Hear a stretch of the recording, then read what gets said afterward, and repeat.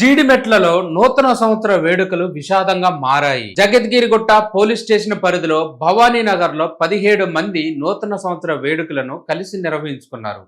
ఈ వేడుకల్లో భాగంగా మద్యం సేవించిన తర్వాత బిర్యానీ తినటం కూడా జరిగింది. ఒకేసారి కూడా ఈ 17 మంది అస్వస్థకు గురయ్యారు. ఈ ఘటనలో పాండు అనే వ్యక్తి మరణించగా మిగిలిన 15 మంది అపస్మారక స్థితిలోకి వెళ్లటం జరిగింది. బాధితులను చికిత్స నిమిత్తం నారాయణ మల్లారెడ్డి ఆసుపత్రికి తరలించారు. సమాచారం తెలుసుకున్న పోలీసులు ఈ ఘటనపై విచారణ ప్రారంభించారు.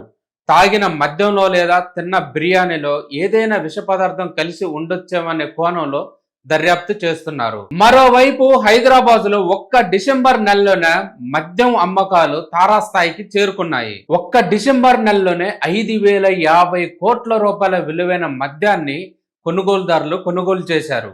మరీ ముఖ్యంగా డిసెంబర్ 31వ తారీఖున 350 కోట్ల విలువైన మద్యం అమ్మకమైనట్లుగా అధికారులు వెల్లడించారు. ఒక్క నెలలోనే 5,000 కోట్ల రూపాయల మద్యం అమ్మకం జరగటం ఇదే తొలిసారని ఎక్సైజ్ అధికారులు చెప్తున్నారు. ఇది ఆల్ టైమ్ రికార్డ్ అని, ఒకేసారి సర్పంచ్ ఎన్నికలు రావటం మరియు 31st వేడుకలు రావటం చేత రికార్డు స్థాయిలో అమ్మకాలు జరిగాయని కూడా అధికారులు తెలిపారు.